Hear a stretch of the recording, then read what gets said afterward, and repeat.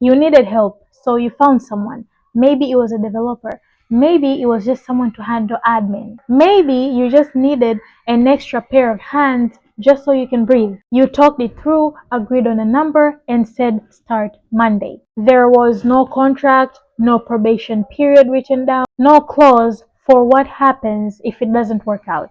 Because this felt different from a big corporate hire. This just felt like bringing someone into what you're building. And then one of two things happened. Either it went completely wrong and they didn't deliver what you expected, or they just left without warning. Or you had to let them go and suddenly you're not sure what you actually owed them. Or it went right and you got lucky and you never noticed how you were exposed the entire time because nothing ever tested it. Here's what I want you to sit with. This is the exact same pattern as trusting a relative without an agreement. And I talked about that in this video. You just didn't call it that because you framed it as a business and not friendship.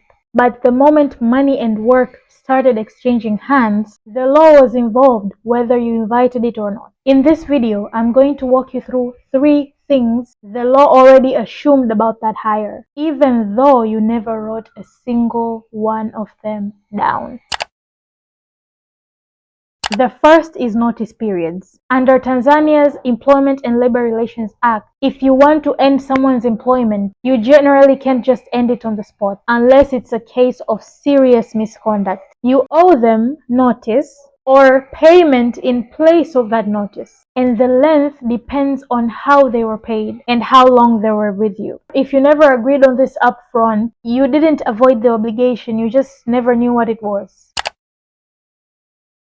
The second is grounds for termination. You need an actual fair reason to let someone go. It could either be poor performance, misconduct, or a genuine operational need. And you also need to be able to show it if you ever get challenged. Firing someone because the vibe felt off or the business can no longer afford them without a proper redundancy process are two very different things under the law, even though they feel the same from where you're sitting. The third, and this is the one that people are usually most surprised by, is unfair dismissal. Here's what a lot of founders don't realize. Even if you had a completely legitimate reason to let someone go, the dismissal can still be ruled as unfair if you didn't follow a fair process. Meaning you didn't give them a chance to explain themselves or hear their side before the decision was final. Having the right reason is not the same as doing it the right way. Both matter.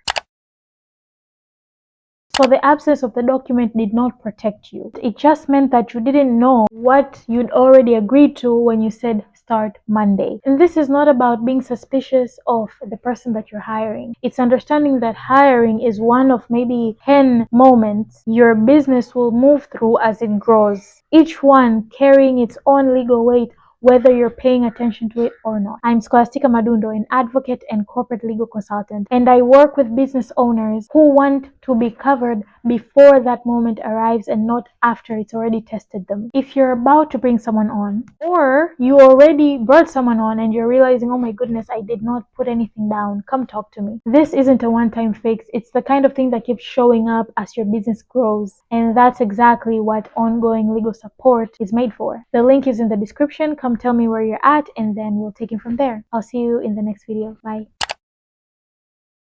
Maybe you just needed how exposed you were the entire okay.